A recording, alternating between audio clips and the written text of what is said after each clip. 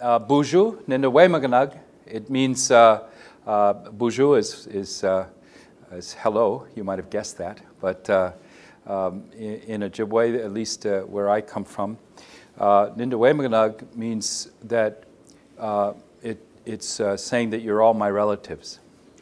Now, it's very important in an indigenous context, and we're finding this more and more. The relationships are horizontal, meaning like this way, and most Canadians are used to relationships that are vertical, especially in the church, and that's one of the reasons that there's been some difficulty in how churches and Indigenous people have related to each other. When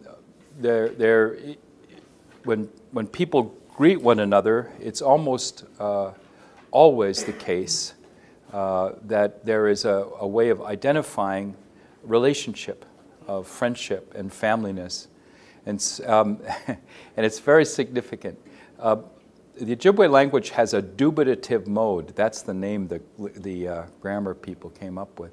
What it means is that you can say something positively, or you can say it with a little bit of doubt injected in it. And I said you're all my relatives, but I said I think so, or I hope so, or you might say I'm praying that we are. So let's work at being relatives. Let's try to be relatives with one another. That's a really important thing. I was raised in northern Minnesota. My family has Indigenous ancestry and background on both sides. On both sides of the family, there's a tremendous amount of experience with residential schools. My grandfather was a product, in particular, my grandfather was a product of the Haskell School in the United States. He was Wyandot, which are the people that used to live here. And I think Toronto is probably a Wyandot word. They, however, were booted out in 1649 when the Mohawks were armed by the Dutch, and they have moved across the land. My grandfather was born in Oklahoma, and he came up and lived among people in North Dakota. And it's been my privilege with that background and that to serve in Indigenous communities all across Turtle Island, or North America. 7 years ago, roughly, I became the National Indigenous Anglican Bishop after serving for 10 years as the Bishop of Alaska. Alaska was just too small for me. But no. I served 225 congregations across Canada. I'm the first person in this position, and it's now become a part of the structure of the Anglican Church of Canada. And I have an Episcopal relationship with all of those 225 identified Indigenous congregations, and also Indigenous people in urban areas. Now, at least 60% of us live in urban areas. Toronto is either the second or third largest urban Indigenous community in North America. The largest one is Los Angeles. 100,000 Indigenous people live in Los Angeles. So, different people agree or disagree whether Toronto's bigger than Winnipeg. Winnipeg, of course, the community has a lot higher profile, but here it's easier to be lost. I spent a significant part of today talking with a group of Indigenous folks who are trying, of different church backgrounds, trying to talk about ways in which we could be an Indigenous community, an Indigenous family here. And that's not an easy thing. It's been a difficult thing to do. And there have not been many successful Indigenous urban congregations. I'll say a little bit more about that in a little bit. I grew up learning and I should say that I grew up in a not very religious family, in part because of my family's experience of the church through the residential schools.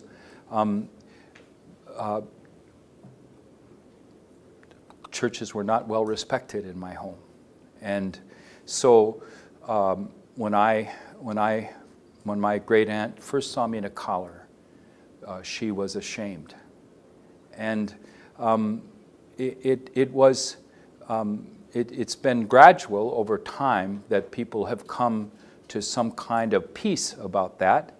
I think most of them have. I think most of them feel it's kind of funny at some level. They like to call me the black sheep of the family. I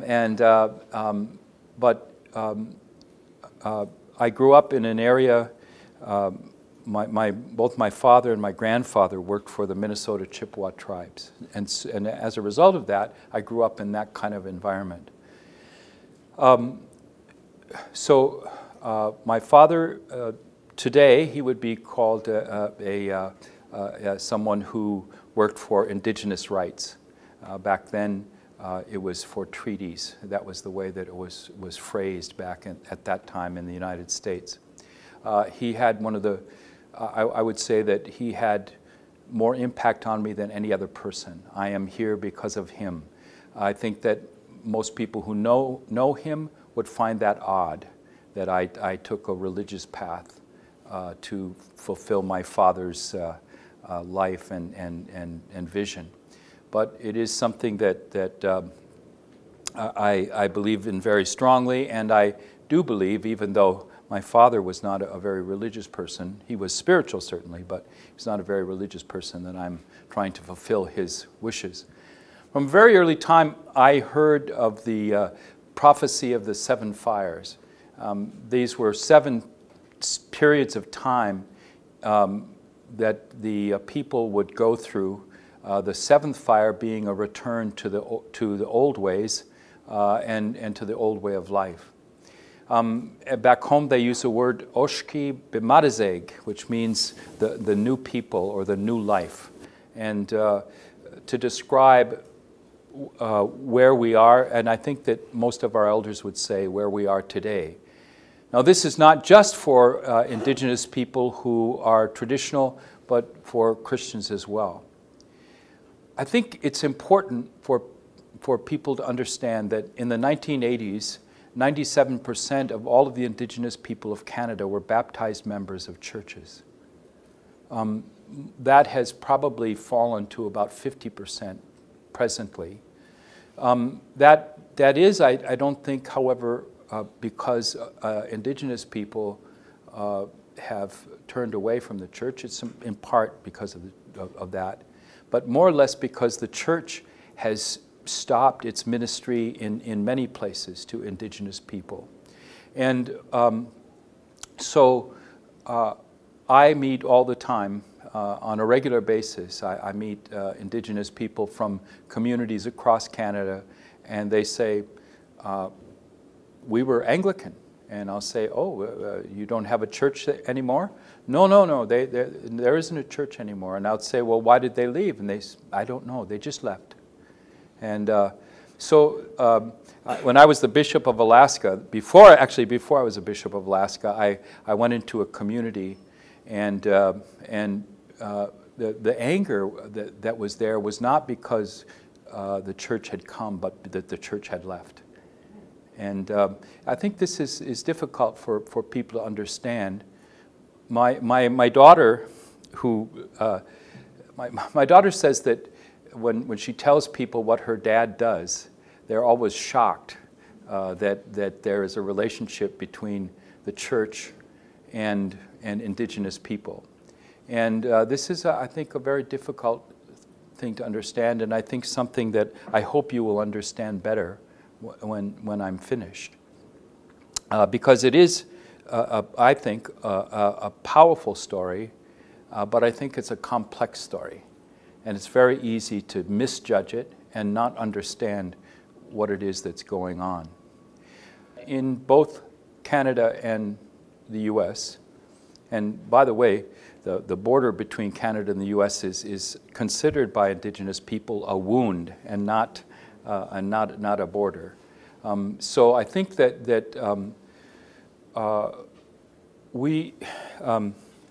it's important to understand that for quite a long time it was illegal to practice your Indigenous way of life. You could be put in jail, you could be arrested for simply, say, offering tobacco with a prayer. So this kind of danger, this kind of threat, changed the way Indigenous people expressed their faith. I returned home to my home community, and I met an elder who was in her 90s. And I said I went in and I said hello to her in her language, which I knew she spoke fluently, and she said hello back to me in English. It took almost 3 months for her to answer me and respond in Ojibwe, because she had been told all of her life that English was the way to communicate in the church. So after a long period of time, I asked her, I said, you know, at age 90, you were around when the old ways were still practiced. She said, oh no, I didn't have anything to do with that. I didn't have anything. I didn't know about it, I didn't see it, didn't hear any talk about it, didn't know anything about it at all. And I kind of took her at her word. We got to know each other. I would visit her at least once a month for quite a long time and have prayers with her. After a couple of years, she became very ill, and she was in her bed at home. And her son called me up, and he said to me, your grandmother wants to see you. And so I went to see her, and there she was in her room. She had never let me in her room before. Right next to her was a deerskin bag that was beaded, that was filled with tobacco. Now, she didn't smoke, she didn't chew, but she used the tobacco to offer prayers. And she finally felt that she was able to share that aspect of who she was to someone she called her son. Now, the idea that she had to hide that from me, and did for a couple of years, I think gives you some of the dynamics of what was going on and of what I'll try to explain. The first, someone asked me, what is the next 20 years going to be like for Indigenous ministry? And I said, well, the first thing that's going to happen is we're going to get a new past. And they said, what does that mean? Well, for one thing, the Truth and Reconciliation Commission is going to allow people to have access to some of the significant negative realities that Indigenous people went through. And although that's very hard for Canadians to listen to, it is, I think, one of the most important healing moments in the life of our church and the life of our country. But the other thing that's going to happen is that people are going to understand a little bit better of what I would call the spiritual genius of Indigenous people. And by that, I wish to describe something that very few people have known and very few people have understood. There is a problem in that about 5% of all of Indigenous people in North America have been interesting to the anthropologists, those who have been very rigidly remained tied to the old ways. Most of them are gone now. There's a few what we call born-again pagans. They like to call themselves that.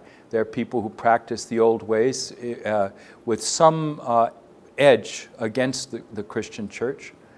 But they're actually not very strong, at least not in up north. There's 5% of us who have rigidly also become Christian, who have completely assimilated. You can find, if you find lone Indigenous person somewhere in Toronto living by themselves with no connection to their relatives. This is that kind of person. And in fact, most of them had been through the residential schools and experienced that. So what about the 90% in the middle? The 90%, of course, were judged failures by everybody. The anthropologists didn't like them. The church didn't like them either.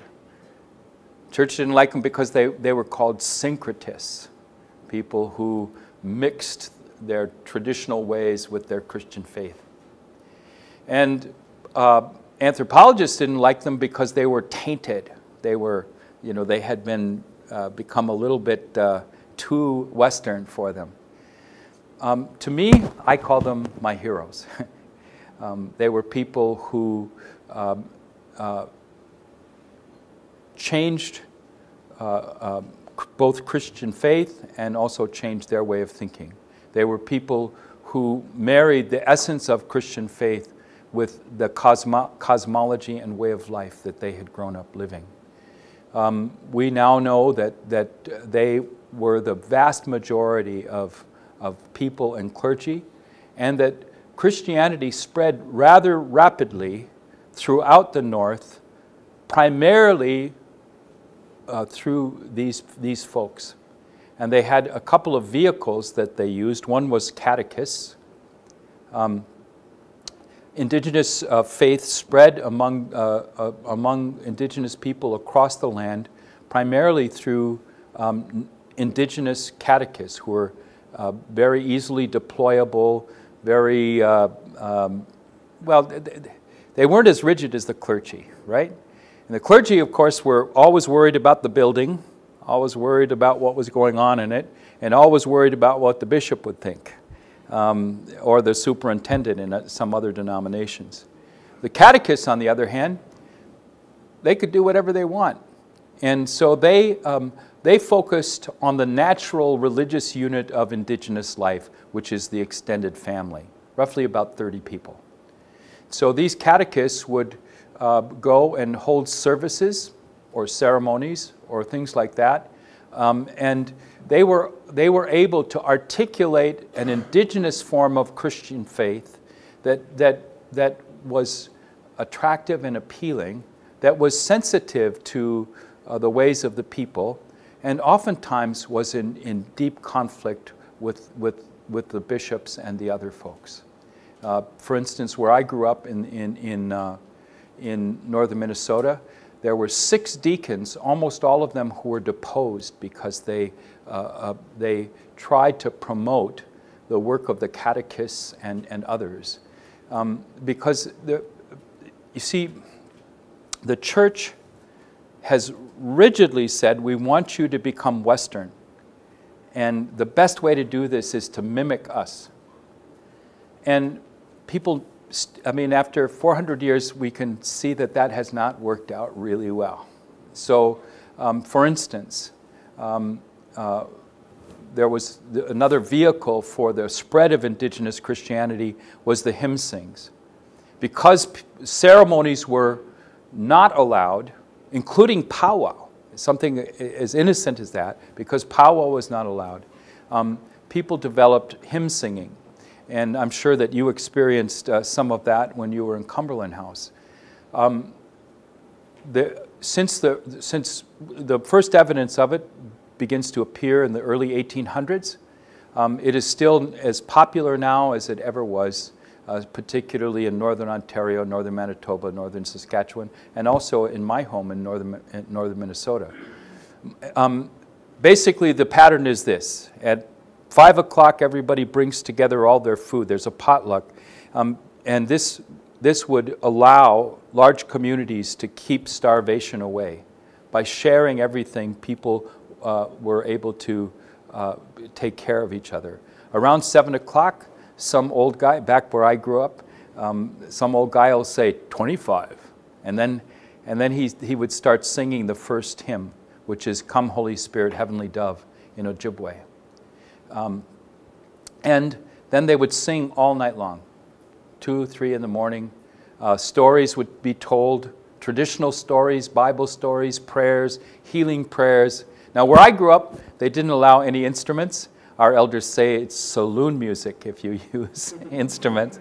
But if you go to Northern Ontario, you'll find that they use guitars and drums and all sorts of things like that. This spread like wildfire across North America. And community after community began to do this. It spread all the way to Alaska, where I met elders who could sing the same hymns that people sang back home in Minnesota. Robert Macdonald, who was the first Ojibwe missionary among the Gwich'in people in the northern part of Canada, he translated his Ojibwe hymnal into Gwich'in. And it is still used today. It's the primary text for learning Gwich'in still today. These folks were spectacularly successful. Henry Budd, James Satie, Robert Macdonald, Charles Pratt. These people were trained in Winnipeg by the Church Missionary Society, generally a pretty old and conservative place. But they were trained with this idea, that Indigenous people had a valid culture, a valid cosmology, and a valid way of life.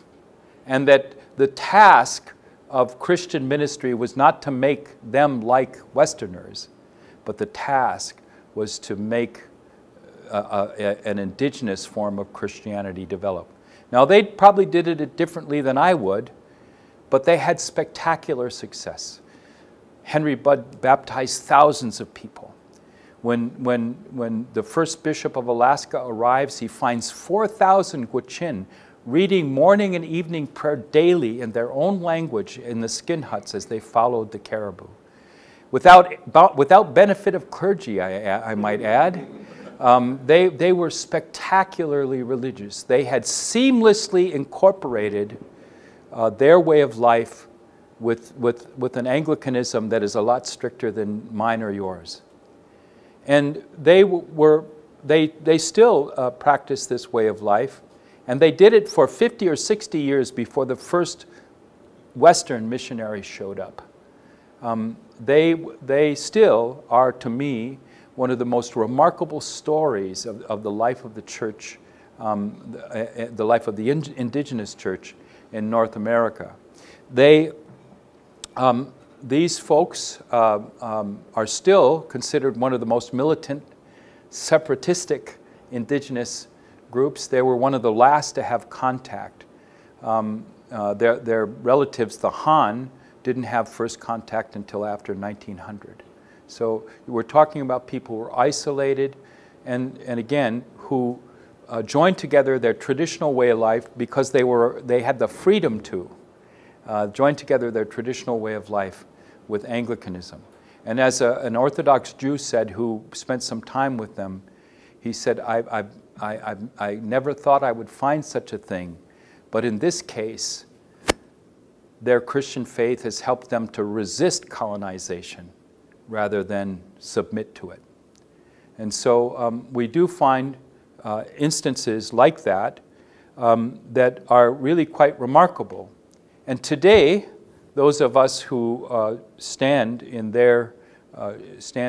line with them, we follow their footsteps in as much as we can. Things changed around the 1880s. What happened?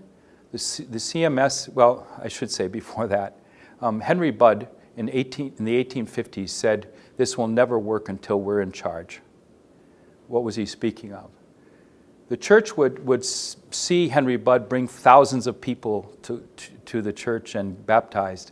And then the church would say, "Wow, that's great. You know, we'll send somebody and make it into a real church." And they'd send a white guy in and phew, it would be gone in a matter of days, you know. And Henry Budd watched all of his work. He watched somebody who was paid twice as much as him destroy everything that he had done. And he said, "This will never work as long as we're not on our own."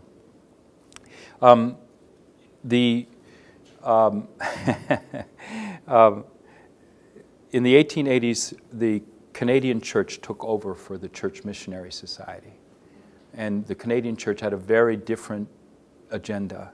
Its agenda was to civilize indigenous people, to make them, I think, compliant or more likely to disappear in the face of Canadian expansion. So the most precious thing that I have is a Ojibwe prayer book that was given to me by my home community, their way of saying, you've done good. But in that prayer book is a reminder that the initial group never expected people to continue to use Ojibwe in prayer. There's everything, it's a full prayer book, it has everything in it except for an ordination service. They never imagined that anyone would be ordained as an Ojibwe person. They never imagined that Ojibwe would be used at an ordination. The price of becoming a minister was to abandon your people and abandon your culture.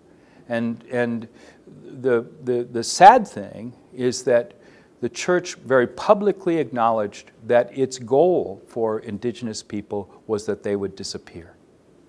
That was considered the best thing. And these were the good guys. The bad guys were saying, kill them all. The good guys were saying, well, no, we'll just have them disappear into the fabric of society. Now, if you doubt that, I'd be glad to show you abundant. The reality was that nobody ever hid that. Nobody ever hid that. It was open and stated very clearly. But God is sometimes a trickster.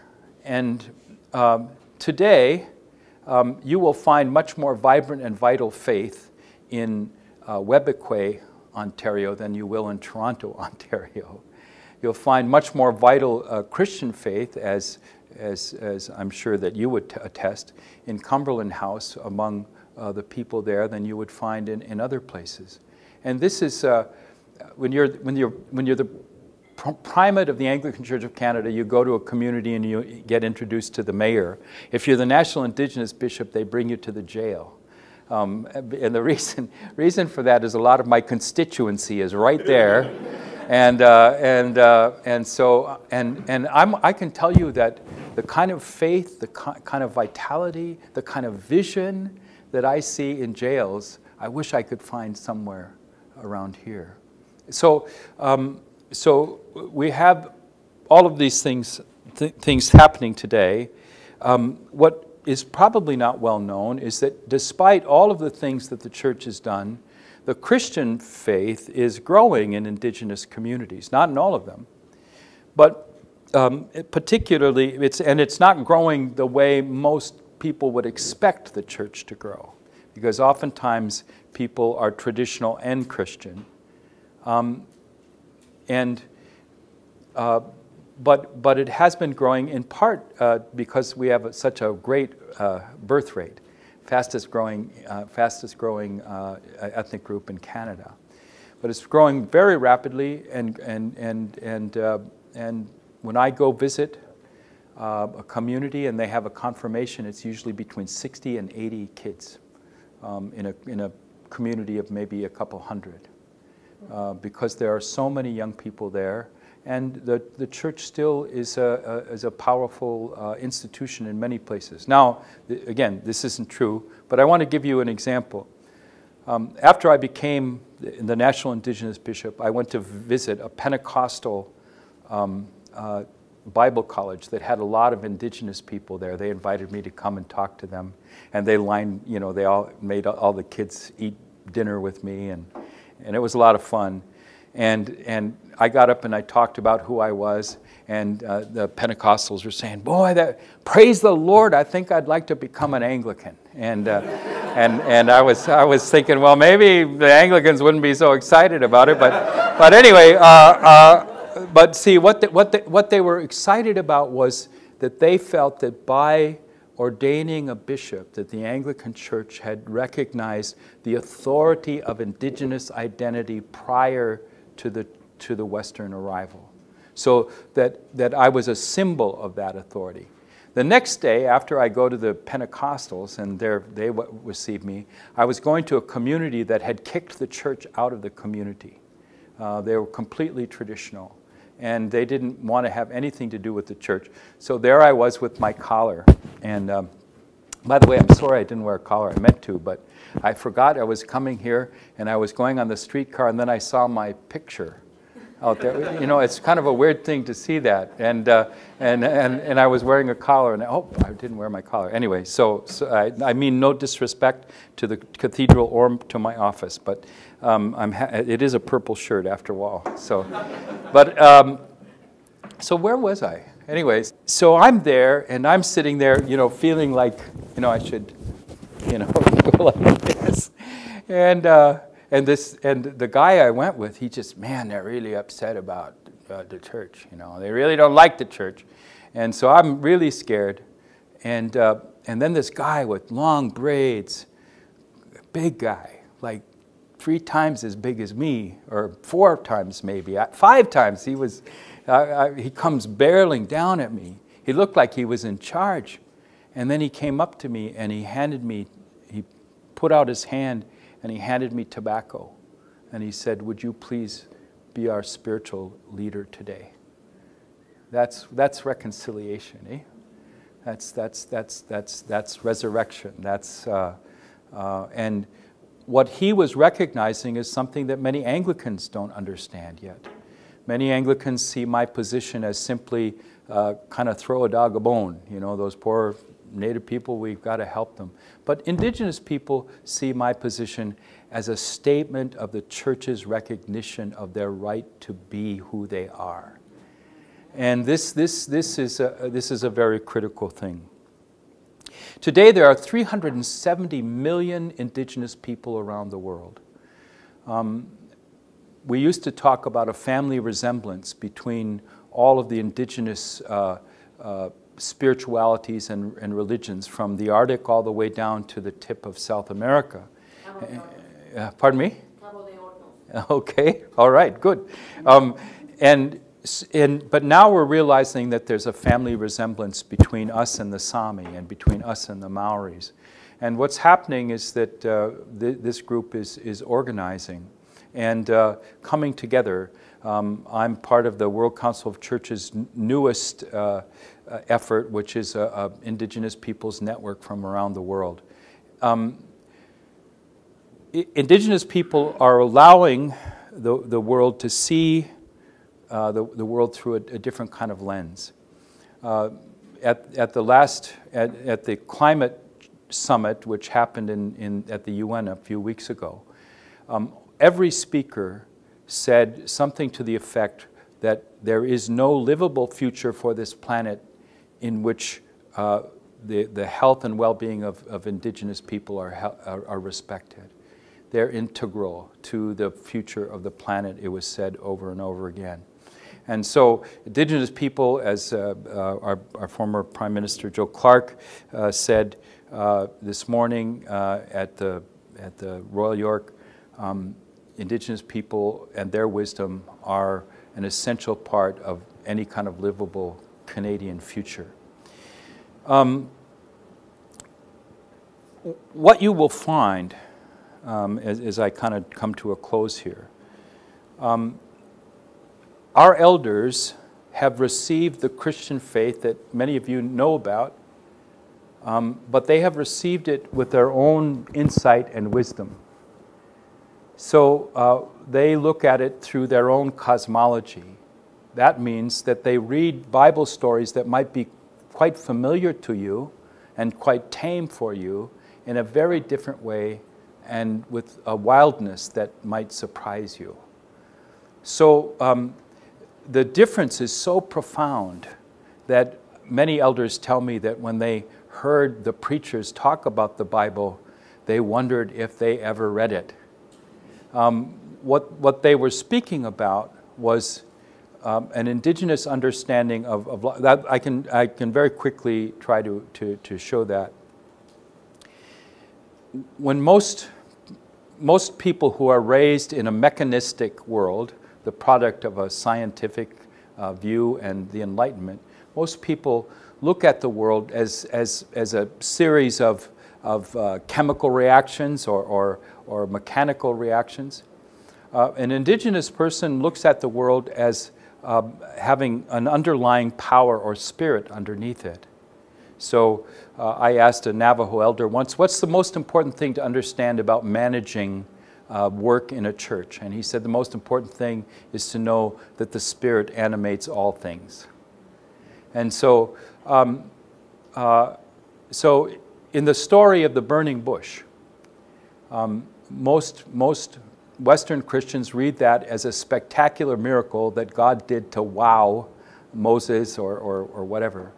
And so the words of Jesus, when he describes that miracle, are very strange, because he equates the burning bush to the power of God in a human being. And that's odd to most Westerners. To an indigenous person, as to the early church, the miracle was not that the bush was burning, but that Moses could see it. It was a miracle of taking away from Moses' eyes the things that keep him from seeing the spiritual reality that underlies what is there. So, for instance, the great theologian Maximus the Great says in the 5th century, the entire creation is a burning bush of God's energy. This insight of an ancient Orthodox theologian is the way that our elders look at it, and whether they're Christian or non-Christian. And so they have a difficult time understanding the mechanistic world that many Western Christians live in.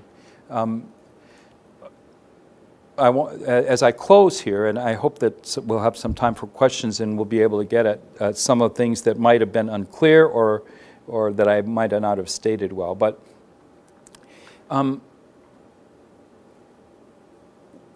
what Canada is being offered is an opportunity for partnership, an opportunity to learn.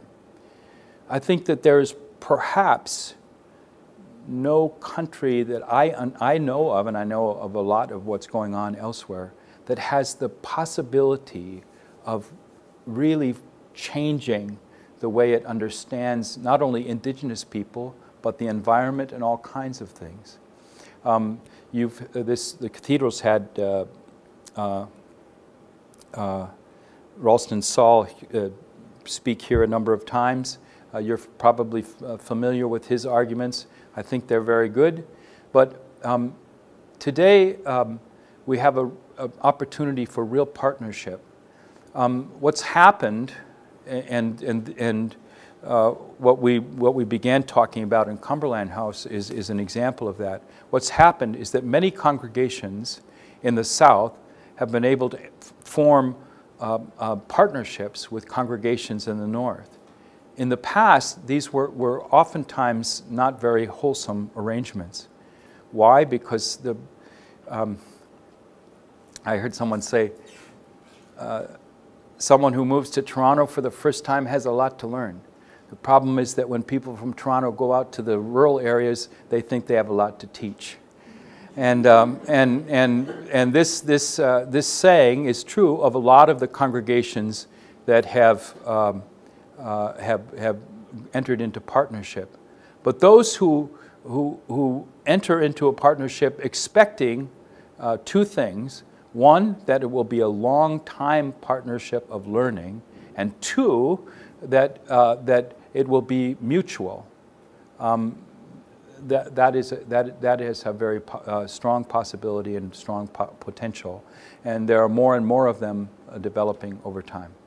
So I realize, if this clock is true, that I've already talked more than I should, but we can stop and have some questions, then maybe I can clarify what it is that I've been talking about. I haven't read the book, so, but I'm familiar with the sources of it. I've studied them quite a bit over the years, and I'm familiar with it.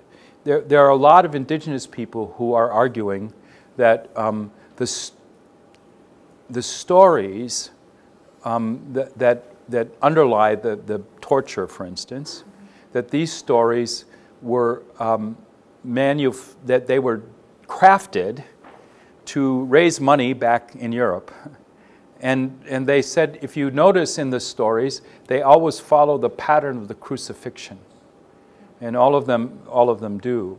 And so there are indigenous people who say that to read these stories is to read a Western filter that was not only designed by people who weren't sympathetic to indigenous culture, but also, even worse, designed by people who were trying to raise money back home.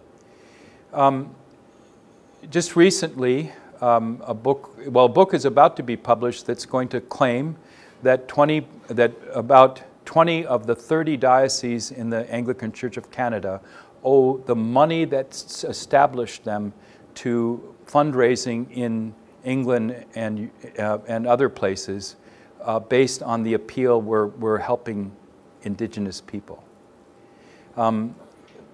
Indigenous people have been a great fundraising thing for a long, long time. Harvard started because of fundraising to save Indian people. Other people have. And so there's a lot of indigenous people who would argue that that book presents a distorted picture, like many people have, of indigenous people that was crafted in that way. I haven't read the book. I don't know. I do know that I've had a lot of my indigenous friends, people I respect and trust and love, who say the book is fantastic. So it's like a lot of things in the indigenous world. It's a mixed bag, and you can find very strong opinions on both ways. I tend to think that, just because I tend to think that those who say that the stories about the torture were exaggerated and crafted in a particular way, I tend to believe that. I tend to believe that. But, you know, some people who believe that still think it's a good book. So thank you for the question. Yeah, thank you very much. Other questions? Yes? Do you have any priorities that St. James may be able to help you with? Wow. Well, first of all, let me say, one of the things that's, thank you so much. First of all, let me say that we are now just entering into an era when we are trying to establish priorities that are sustainable and replicable in our communities. So I served in a church, Good Shepherd Church in Fort Defiance, Arizona, a church among the poorest people in North America. The church came in there with a lot of money and built 14 buildings and then said, take care of them. And what we're trying to do is avoid that and to find ways that congregations can strategically help us to be sustainable. And so we're just really beginning in that. And we think that very soon we'll be able to talk to communities that want to support us and say, we have some very exciting possibilities for you. The problem is that too much of it has been shaped by trying to reproduce what works in Toronto out in these communities. And we're just now trying to develop that. So stay tuned. I should say, I preached here on Good Friday, and I mentioned that I'd visited a congregation where only the lay reader and the priest had a prayer book. And your congregation volunteered to supply them prayer books in Cree and in English.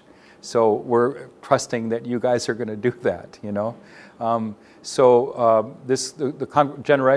generosity of this congregation is going to be engaged. I think in the future, what we'll be looking for is ways to strategically help us to expand our work in a sustainable way. And that's what we're going to work on. And when that, invite me back, and we'll do that. I appreciate the question, and I hope that you'll appreciate the seriousness with which I take it by how I answer it, because I think this is a critical issue for us. And we don't want to this might sound weird, but we don't want to raise too much money before we know what to do with it well. You know? Pardon me? No, we're not quite ready yet. Yeah, but we will be. We will be. I mean, there are some things like we're hoping to support the development of catechists here in Toronto. That might be something that would be workable. But again, the task behind it is to strategically help it, rather than give something that after 5 years has to. Do you see what I'm saying? So I got to ordain a guy named George. I worked with him, and I brought him to ordination. He started training when he was in 1939, and he went through the list of, because what happens is people will say, well, we need a training program, and they would support it for 2 years, and then say, well, then the people themselves have to take it over. Well, he never finished a single program. He was in 5 of them, but each one of them stopped because they couldn't be sustained. You know. So when we do anything now, we say, are we going to be able to support it 5 years down the line when nobody wants to give us any money? Yes. Yes. Eric. Mm-hmm.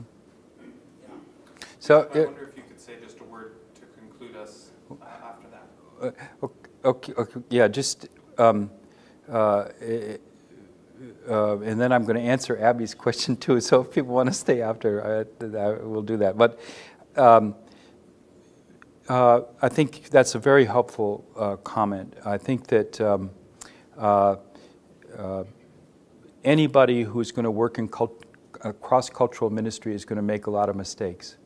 There is no pathway to knowledge in cross-cultural ministry that isn't filled with mistakes. And anybody who gives you a book that tells you this book will help you not make mistakes is a liar. Because anybody who's going to tell you anything that's worthwhile knowing is going to tell you you're going to look like a fool about 25% of the time.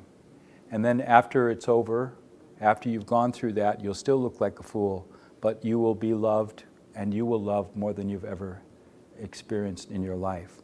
And that I think is the most important thing. To get people to do it, to actually commit to it, is very critical. And the other thing that I would say is that the gospel and the power of God is greater than our intentions, which means that even when we intend to use the gospel to civilize someone, you end up with Desmond Tutu. You know, you end up with Martin Luther King. You end up with Black Elk, who is one of my great heroes. What I would say is that I want to say one thing though. People often ask me, why would? There's 2 things. People say, "What do you do?" I say, "I'm the National Indigenous Anglican Bishop," and they always go, "Good luck." Like I mean, everybody just thinks that is a fool's task, but it isn't at all. It's great. The second thing is always, why would any Indigenous people, any Indigenous person want to be Christian? And the answer I used to give all the time is still the first answer, and that is Jesus. That Jesus is compelling and lovely and powerful, and as Black Elk said, Jesus was a good Lakota. But the second thing that I would say that was compelling was those missionaries who suffered on their behalf. The missionaries who gave up their lives to protect them from others. The missionaries who starved when they starved. They still talk among the Han, again, the last people who had first contact in North America after 1900. The missionary who lived with them, he traveled with them, he became one of them. When they starved, he starved.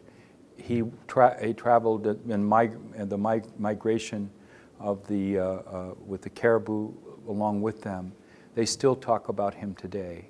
They still talk about his sacrifice. Now, having said that, I want to say this. If you go to Split Lake, they've just built a new church there. And in the place where they put you usually see the bishop's pictures and the priests who used to serve there. And actually, my picture should be there, but it isn't. They have one picture up, and that's a picture of a Cree man with a kind of raggedy beard, raggedy hat, raggedy suit coat, circa 1911. He was their catechist. And when they want to remember who it was that inspires them, when they want to remember the foundation of their church, it's not a bishop, not even me, but it's this catechist who inspires their imagination. And I think that says a lot about what the work is like. So, and Abby has a question, so I'll answer that too before I... Yeah, my question is double-fold. It's about the tremendous task that we have as a Christian to evangelize. Yes? People from my generation Mm-hmm. and the ones coming behind us. Mm-hmm. And mind you, though, my conversion wasn't an Mm-hmm. easy thing, easy task.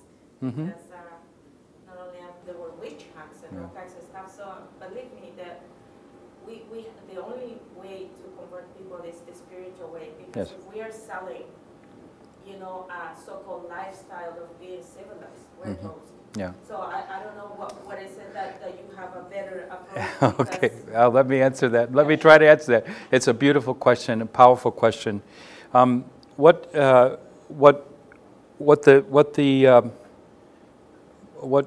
catechist did, which made a difference, because in the north, if you go in the north, the Roman Catholic Church is having struggles there today. I'm not going to say anything bad about them. I love them very much. But their pattern was to build a mission and then say, you guys come. Our pattern was very different. We would build a base and then send people out. So the difference really was that people visited. So like, for instance, my predecessor in Alaska, he would go from fish camp to fish camp. He would so church was fish camp. Church was not a building in a center.